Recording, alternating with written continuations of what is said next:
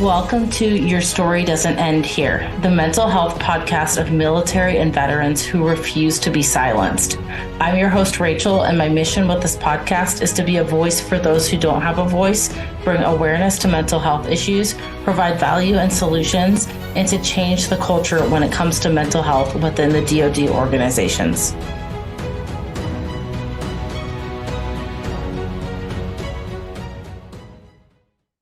Hey everyone, and thank you so much for coming back for another episode of Your Story Doesn't End Here. Today's guest is Jessica Timmerman, who is a married mom of 3 kids and a military mental health advocate currently residing in Edmond, Oklahoma. Sergeant First Class Zachary M. Brown lost his life to suicide on Mother's Day 2022 while on active duty in Germany. He was Jessica's baby brother. A proud infantryman, a combat veteran of both Iraq and Afghanistan, a devoted dad with a huge heart, and made an impact on so many. Zach believed in a life of service, and Jessica intends to continue that code. Jessica, thank you so much for being on the show today. Yeah, thanks for having me, Rachel. Of course. And, so I don't normally start my podcast like this, but I want to ask you a question before we get into it. If there is one word or a couple words that you could describe with how you're feeling today, what would that be? Oh, and be honest. Yeah. I was thinking of when we agreed to do this, I got to think of a new word besides excited, right? Because you and I wouldn't be in this space if something terrible didn't happen to us. So whatever that word is, that's how I'm feeling, because it's nice to connect to people that get it and really want to make the big changes. But it's also heartbreaking, right? Because right. Yeah. Right. Yeah. I was thinking of this earlier today, and I was like, I kind of want to starting my podcast episodes with this, because I think it's important to know what space people are in, because not everyone is in an excited space all the time. Some people are in a very heavy space, and I think it's important to acknowledge that. So thank you for being the first to experiment with that question. And I'm glad that you're in an excited space, but also understanding that talking about these things can be heavy and heartbreaking. So I am going to pass it off to you so that you can share your story with the listeners. Sure. So, my story starts with my brother's passing, I suppose. This Mother's Day, that'll be 2 years. We kind of had a rougher upbringing, but it was instilled on us that we had to go to college. So for me, that was moving to Maryland, working in the restaurant industry, and I put myself through school. My brother went to the University of Colorado in Boulder, and after about 2 years, he hit some financial difficulties. And he couldn't pay the bills, and he just stayed in his apartment and drank more until he finally flunked out of college. And he got a job during that time, but the ROTC was paying part of his bills, so they showed up and said, "You're going to the infantry boot camps in 6 weeks." So he rolled with it. He loved it. I still have his boot camp letters, so knowing how his story ends is interesting, because he just thought these people that had, such big burdens when he started his career, he just never could have. I just think with suicide, it's a million things that go wrong. And my brother and his wife and son moved to Germany at the end of 2018. Their relationship kind of was in a tricky place. They got married young, just strains of military, and then the big COVID happened, which sidelined a lot of military people that are used to being active. And then when you're sitting at home, you're drinking more, you're remembering all the post-traumatic stress of things. He just had a really rough 6 months. And that's what happened. Okay, so talk to us a little bit more about your relationship with your brother, Zachary. Sure. So we were very close. My dad died when I was 13 and my brother was 11. And prior to that, my dad worked for Lockheed Martin, and the company, we moved frequently. So we were always each other's constants in our life. We were, on the best days, we were really close. One could also say on our worst days, we were a little codependent, and then the other part to it is he married a good friend of mine from college. So anytime their relationship, you try not to take sides, but them both, I knew her for 20 years too. So he was just a big goofy dude. So that's awesome, first of all, and kind of how ironic that he ended up marrying someone that you were also super close with. So, it puts you a little bit in the middle in certain Totally. times, I'm sure, but I didn't even know they were dating for a bit. yeah, surprise. Yeah, yeah. Hey, I'm going to Seattle to see your brother. And I was like, Right. oh, I guess, You're like, oh, my what? right, That's funny. exactly. So, how much did you know about what Zachary was going through prior to him taking his life? Sure. So, he hit a lot of things. I said he had a lot rough 6 months. So the October before his passing in 2021, he got a DUI. Coming back, Germany, beers, drinking and driving is never okay. But I didn't even know he got in trouble until he reached out to a whole bunch of people from all of his time in service for letters of recommendation. And one was a family friend of ours that retired Army and was intelligence. And he said, hey, Zach called me in the middle of the night. He needed, he never told me that until roundabout ways. Yeah. Yeah, I knew he was struggling and I knew he was in a bad place. I just didn't think this was the end. Right. So he was overseas, obviously, and you weren't in the same place as him. Talk to us about the days leading up to and the days after he took his life. How did you find out? What was that process like? And I ask this for, I think, the rawness of the situation and the realness of it, because I think people hear about suicides and people hear about service members losing their life, and they don't understand the magnitude of what that is really like when it's a lived experience. So if you don't mind walking us through that. Sure. So I mentioned that my brother and his wife were having issues. It got to the point with his drinking. Uh, it got to the point with his drinking that her and I would talk often. Is you never want to put your service member's career. We don't want to take that away from them, right? But Right. that's a lot of pressure. It was a lot of pressure for us to know if what he was saying was really what he was thinking or if it was alcohol induced, right? And it did get to a point finally where my sister-in-law did have to ask somebody to step in. And when she went to the person in his chain of command and said, hey, I'm nervous for our son and the environment we have at home. He's drinking too much. And then their kind of response was, oh, we were waiting for you to come to us with this. We knew his drinking was out of hand. We could smell it on his breath, and so he moved to a cool off barracks. Wow. Yeah, my brother, we like you said about living in different places. It's about a 7-hour time difference. So we would constantly talk on Facebook Messenger. And during that time between February and May when he passed, I mean, there were times where his messages were really dark. I love the Army, but I hate what it's turned me into. But then there were other times he called my husband once and said, if the Army kicks me out for this DUI, he said he knew somebody where he could get paid to help in Ukraine, and he wanted my husband to go over there and they'd make 30 grand a month and they'd shoot guns and it'd be easy and they'd save the world. He had these moments of lightheartedness, but it was really dark, the message. And, that's one of the only things I have. Those messages, I look back and he was crying out for help. Somebody that used to drink socially now was like drinking to open up and say all the dark things were going on in his head. He just thought he was losing everything. He thought the Army hadn't made a decision about his separation at the time or what was going to happen. And he thought he was losing his wife and his kid. And he thought he was losing his career. And he just thought he wasn't redeemable, and it just, I look back and I have a lot of guilt about it because I didn't have experience with this. And, if just because you're raised tough love wise doesn't mean it's the right thing. He was really hurting and we just don't think 6'4" infantrymen are hurt, Yeah. I don't know if I answered your question, because you're right, it is raw and it is real. And Yeah. Yeah.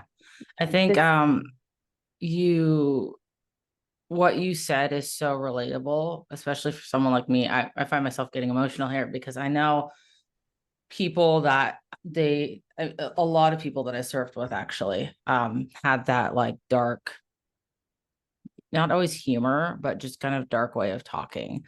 And it's so hard to decipher from the outside. Like, is this person, what can I do? Like, is this person just using darkness as a way to cope so they can get through it?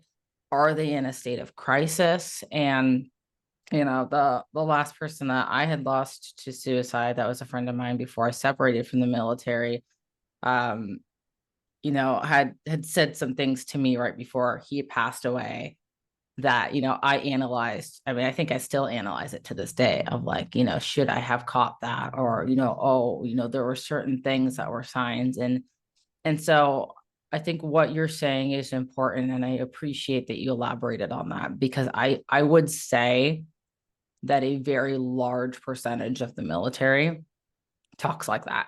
And so how do totally like, how do you, most people don't want someone to just jump in and have someone send them to the psych ward, right? right.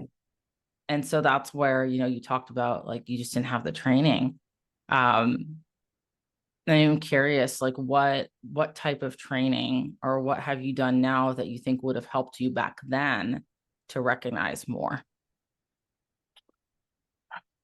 Uh, If anything. I mean, and you might not have done anything yet because it's still no, I've very fresh. done, I just had to, when something like this happens, people put the pieces together differently, right? Of how this happened. And I just needed to learn everything. So I took like a QPR course, I took a Living Works course, I've taken like mental it gets really tricky because people have dark senses of humor, and Yep. I guess I don't know, because I can't imagine if he didn't mean some of the things he said and then I was the one that made him lose his favorite thing, his career. Right. Um, I guess I really trusted that the military had his back, Mm. um, because, like I said, he got in trouble for drinking. So he was seeing an addiction counselor and a behavioral health, and his sergeant major, and knew a time that he was talking darkly, and they didn't act with urgency. So, Which you brought up that point about going to his chain of command. I think you said his wife went to his chain of command and mentioned the drinking and safety concerns at home, and them saying we knew, which is pretty disturbing. I actually remember in my own experience when I was serving, there was a chief that had checked in. He had like just checked into my command. And I didn't know this guy very well, but apparently a few other people in my shop hung out with this guy. And there was one day that our chain of command just like chewed the entire shop's asses because they were like, "Oh, you guys knew he had a drinking problem and you didn't say anything." And I'm like, "Well, I didn't know he had a drinking problem because I didn't, but I also watched them perpetuate this culture where everyone had a drinking problem. Like it's bad. Like, and this isn't talked about enough. I watched people who were hurting and who were in pain. And I think the tough thing, like almost playing devil's advocate here, not necessarily for like the upper chain of command, but maybe they're lumped in there too. I don't know. I never really got to that high of a rank. I was an E5 when I separated, but when it's brought up that problems exist, a lot of times it's just kind of brushed to the wayside. And I think a lot of that is because so many people are hurting that when everyone's hurting, no one knows how to help each other. And so that's kind of my theory behind it. And I don't know if that was the case when your brother was going through what he was going through. But it is still very sad because people do still have a responsibility to their people, especially in a leadership position, and to know that something is a problem and something is going on, and not acting on it or doing anything about it, or at a minimum being human and just, when someone's going through a really hard time or they're getting in trouble. I mean, life is really rough. Like you're constantly, I can't see you, but like me, I remember when I got in trouble, when I was in the Navy, I was constantly in my own head. And I think those people are some of the people that need the most support, especially the ones who maybe got a DUI or got in trouble, or there's kind of this unknown looming over their head of, am I going to lose my career? Those are the people that need a lot of support. And so I'm curious, like what kind of support, if any, that you know of, did the military really provide to your brother? Oh, so this is tricky to say too. So they, like I said, I think the indecision was always weighing over his head, and maybe he knew more where they were leaning than us that remain. But it was, he was set to, he agreed to rehab. He agreed to go. He was sounded excited about it once when the behavioral health person, they talked about post-traumatic stress and TBI, and we were all so excited that he was on board for that, right? But they didn't have any beds at the time. So he was having, they said there would be a bed in a couple weeks, and that was May 16th, and he died May 8th. So I just, like you said, if there's so many people hurting and there's not enough resources, what do we do? Right. Yeah, I think it's the question that looms over the leaders in the military all the time, is like, what do we do? Because then after the fact, my brother, the chaplain he served with in Iraq, was just what the next base over in Germany. So they were friends, right? They saw combat together. So after his passing, that gentleman and I have spoke, and he'll acknowledge like the military didn't do their job at every echelon of his care, but my brother also has, I never want to say that, this is a terrible tragedy, and but we all play parts in it, and that's something we as survivors then have to deal with, our guilt with it. Right. And I think reframing it to like lessons learned. I think for me, like, well, the last time that I had lost someone to suicide, where it really, really hit me, where I felt that survivor's guilt, I told myself that I wasn't ever going to let someone fall through the cracks again, that I was always going to do the best that I could to be there for people so that they didn't fall through the cracks, because I felt like I let someone fall through the cracks, even though it wasn't my fault what happened.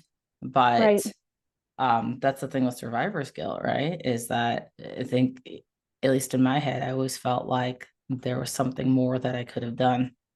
I'm curious what thoughts went through your head in the days after you found out about your brother's passing. It didn't make sense for a while. It was Mother's Day. My sister-in-law had asked if I had heard from my brother, because like we were close, so that was weird. And then, Facebook Messenger has like that timestamp. So, it's like 17 hours since he's been online, and it's the weekend and no work. So you're like, there's something weird there, and she had to get a wellness check. But even the day kind of went on. There were a couple hours I didn't hear from my sister-in-law, and I was at one of my kids' soccer tournaments when I got a call from Germany, and it was a friend of hers, because you know how military installations are. So before the Army could even inform my sister-in-law, everyone on base knew. So her friend ran over to tell her. It just, I still think back those days at the beginning, or even still creep up now. It just doesn't. My sister-in-law and nephew are about to move back, and it's hitting a little again. Like my body's like in denial a little bit. Like, wait, they're coming back and he's not. It just doesn't still make sense. I do think I'm lucky. I do feel him around me sometimes. Like weird things happen, like there's a bird that poops on my car all the time. I swear that's my brother. Still shitting on you. Yeah, exactly. That's funny. Yeah. No, but it just, it's a really traumatic loss. I thought I read somewhere, they did a research study, and it's like not the same, but like a concentration camp level of pain. Yeah, absolutely. So they stayed in Germany after that happened. Yes, my sister-in-law, my nephew was about to go into kindergarten. He, so many changes at once. She liked her job. She works in a physical therapy clinic on base. Yeah. But they're ready to come home now. Yeah. Yeah. So, yeah. And I don't want to get too much into them because, their story is their story to share, but how are they doing after that whole tragedy happened and staying there? Well, you alluded to the terrible thing with the military, right? Is that this repeats itself. And then, so when that has happened, though, a neighbor of theirs passed like 6 months, and all those kids are playing, and my nephew's playing in the streets, and ambulance are coming, and you always think these things happen and it's a rush of support because military is such a family, but I think it scares the crap out of active duty people that this can happen to somebody. And I think they don't check in on people that were their best friends all the time. And people get very like scarlet letter. I don't want to talk about that. Yeah. So yeah. No, I get it. And you're right. The support, I don't even want to say resources because I think that there's so many resources out there, but the issue that I have found, at least in the base that is closest to me, is a lot of military installations don't want to reach out to outside resources because they like to play this, I don't know, they like to portray this picture like they're taking care of their own. And it looks really bad for the military if people are constantly taking their lives by suicide, right? Because then it makes the military not look like a great place. But we all know that it's going on. It's not like it's some massive secret. I just don't think that people know the magnitude of how bad it really is. Because seeing a statistic and a number on paper that doesn't connect the humanistic side with it. And so that's why I'm so grateful that you're here sharing this side of what it's really like to go through that, because that is where people need to hear that humanistic side of like, hey, even one life lost, it's too much. And then when we talk about 22 a day in the veteran population, and which I think I've heard is even more, I mean, that's just astronomical. Think about the number of people that is affecting. Yeah. It's way more than 22. You just think of what our future generations are going to look like if everyone's traumatized from those things and then not talking about it. Oh, absolutely. And that's the thing, is talking about it, right? So we kind of hit on this a little bit, but are there any other gaps in the system that you noticed that could have potentially prevented your brother's loss of life? Oh, you kind of said the thing about military keeping everything so insulated. To me, the whole system needs radically transformed, and it's not just, so suicide is a leading cause of death, but take that otherwise, other crimes happen on bases and we keep that inside. I really think they need to outsource to civilian professionals for things. And clearly that's beyond your and I's pay grade if somebody wants to legislate for that. But however will somebody that's enlisted when suicide happens on base, they roll in a crisis response team. However will somebody enlisted tell an officer what they're going through? I mean, that's never going to happen. And then also, if behavioral health subscribes to those same protocols and manuals, as soon as you roll in other service members, you lose all chance of healing and people being vulnerable and really saying what's going on. I just think it has to be outsourced. Yeah. There's this guy that I started following the other day on Instagram. I don't remember the name of his account, but he's an officer and I think he's in the Army. And he did something so powerful the other day that he shared about on his story, where he noticed someone who's hurting. This individual was crying in his car and he kind of saw him from across the parking lot. And when he rolled up, he took off his blouse. So the rank was no longer there. And it's such a simple gesture. But when you talk about an enlisted talking to an officer, there's kind of this brainwashing that happens in the military where the enlisted, like, I kid you not, to this day, I'm not even in the military anymore. But if I meet someone who is an officer, my body tells me that I have to treat them a certain type of way, or that like there's a certain level of respect that I have to give them. And like, we're just human beings. There's no like Right. difference between me and this person. In fact, a lot of them are younger than me. I worked with officers who had less life experience than me, pilots who were flying planes that I know more about this aircraft than they know. I mean, we're all human at the end of the day, but that simple gesture of just saying like, hey, you don't need to know my rank. Let's just have a humanistic conversation. And you can be vulnerable with me without feeling like I'm going to throw my rank in your face, because unfortunately that does happen with people. And yeah, that's a huge gap in the system that I think would be incredibly helpful for people that are struggling. The other thing too, you mentioned with the civilians, I know there's areas where there are civilians that work for the military, but they still work for the military. And so, Right. figuring out a way to like completely separate that so that, not everything is reported back to the military.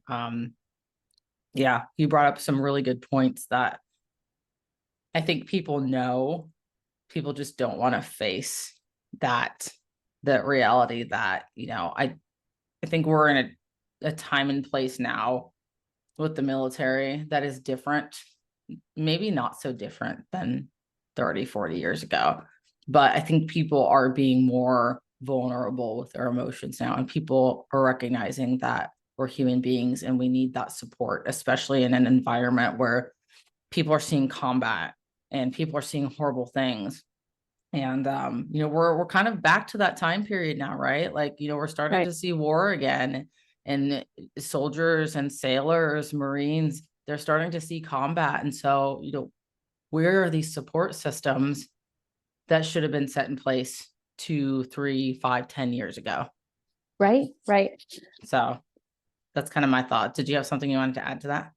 No, I agree. I don't, you, they call that, right, like upstream prevention approach, right? Like even before military service, we need to better train young people that you're going to go through hard stuff. What's going to get you out of it, right? Absolutely. Absolutely. So what inspires you 2 years after your brother's passing to continue to be a mental health advocate?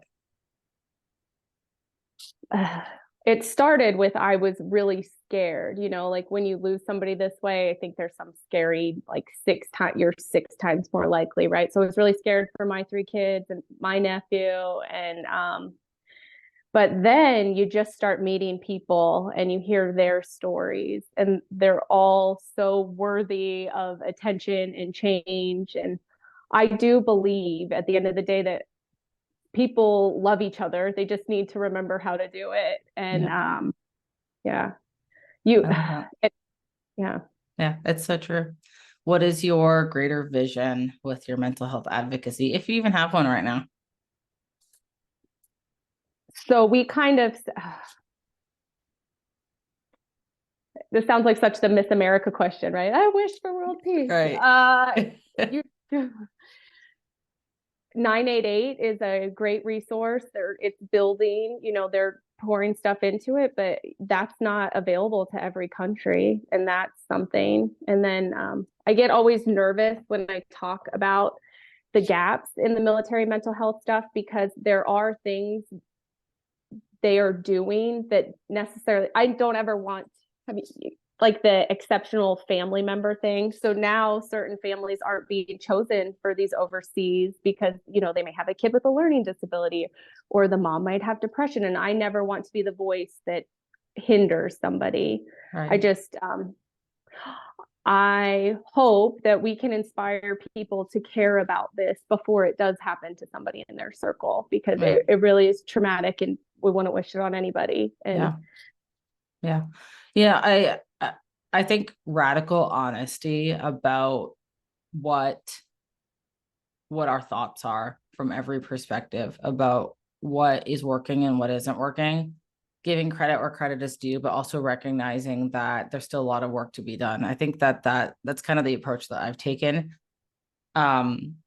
because yeah, it's exciting when we see things like the Brandon Act. That's like, oh, we're finally looking at things that can help. But then I also recognize gaps within these things that come out, right? Like right off the bat, I think I automatically start searching for gaps, which isn't Totally. necessarily a bad thing. Because I know how the system is. Like, if you don't have the right foundation, which is why I focus so heavily on culture in the military, you can bring down policies all day. You can say, hey, you guys are going to meet once a week and you're going to talk about your feelings, right? But if you get a bunch of, bro military guys in there that are like, oh, we're not going to talk about our feelings, which happens. It happens a lot, especially in military trainings, then that it doesn't mean anything. It doesn't actually fix anything. And so, how do we change a culture of people that has perpetuated for decades of kind of ignoring the pain and pushing it to the side, whether that be mental or emotional? That's going to take a lot of work and reframing and support, especially, which the military itself might not be able to provide. They might have to look to outside resources for that, which is okay. I would have so much respect for any military base that was like, listen, we can't handle the support that our people need. We're going to reach out to these local nonprofits, these local agencies. We're going to have them bring in peer support. We're going to have them bring in resources because they exist and they're here for not only veterans, but also active duty. And we're going to tap into those resources. I would have the utmost respect for any base that did that, because it admits that there's a challenge that they can't solve and that they want to help. And I think that would be incredible. It's so hard to infiltrate that subculture. I think of my sister-in-law all the time. When she was informed there was a chaplain there, the sergeant major over my brother and two soldiers, they kind of come in, they inform you, and then they leave. Yeah. But say you had just a civilian, a nonprofit, somebody with the right training that could be their safe place for them after they have these losses. I think that's where like a lot of healing, because everyone then just leaves the grieving family and everyone just assumes they're okay, but no one's talking to them. You get like a casualty assistance officer assigned to you with a big old notebook. It's very militaristic still, essentially. Yeah. I connected with a lady a few weeks back. I actually was part of her. She had a speaking event for the Tulare County, it's in California, Suicide Prevention Task Force. And they provide support to families that have lost someone to suicide. And so I think the military could learn so much from models like this, like that the small towns in America are doing, that the nonprofits are doing, because you speak to something that really isn't talked about enough. As when someone passes away, whether that be from suicide or combat, what support is the family actually getting? And so you said that all they really do is just kind of knock on the door, say, I'm sorry, and then assign an officer. That's it. Yeah. And then you think about all the questions and the decisions that come at you when you're still not thinking about it, and if you don't have somebody there to like advocate for you, it'd be like, hey, because also with the military suicide, there's their version of the FBI, right? There's a CID investigation. So then on top of grieving and making funeral arrangements, people are asking you questions, and going through your phone. So it's very invasive and a second loss in itself, Wow.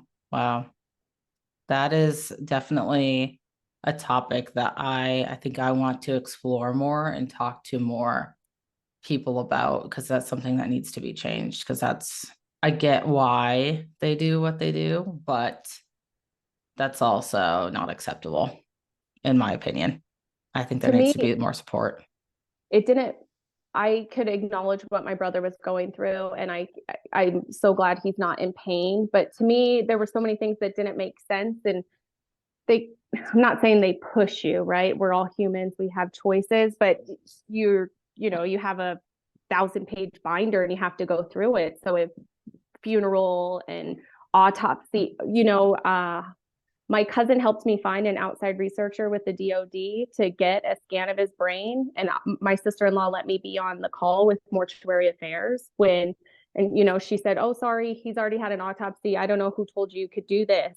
What? But she was wrong. You know, that researcher my cousin found with the DOD, they got to Germany before my brother got involved and was able to take, a brain sample to see if post-traumatic stress, it is a research study, Yeah. but it at least was a piece, but they didn't, my heart breaks for all the people, for the people in chains of commands and behavioral health and chaplains, because they have to live with this too, right? And Right. so I hate to ever say anything, but I just always, if people hear my story, and want them to be empowered that you do have choices. You just have to, it sucks. On the worst day of your life, you really have to fight for things. Right, right. And that kind of leads into my next question. What advice would you have for someone who has lost a family member to suicide, specifically in the military? Because it sounds like they kind of have their own process. Yeah.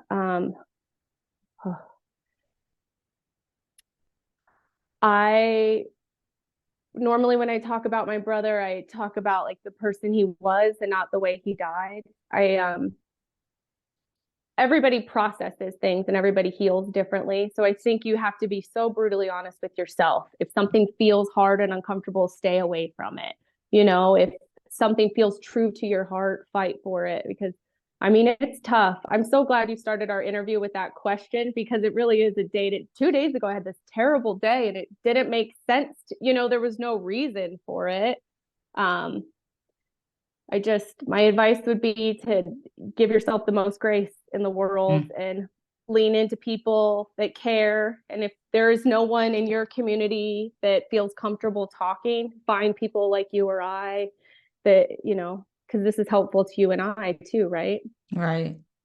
I love So that advice. And then what advice would you give to people who haven't lost anyone to suicide and just want to play their role to prevent suicide from happening in their circle in the first place?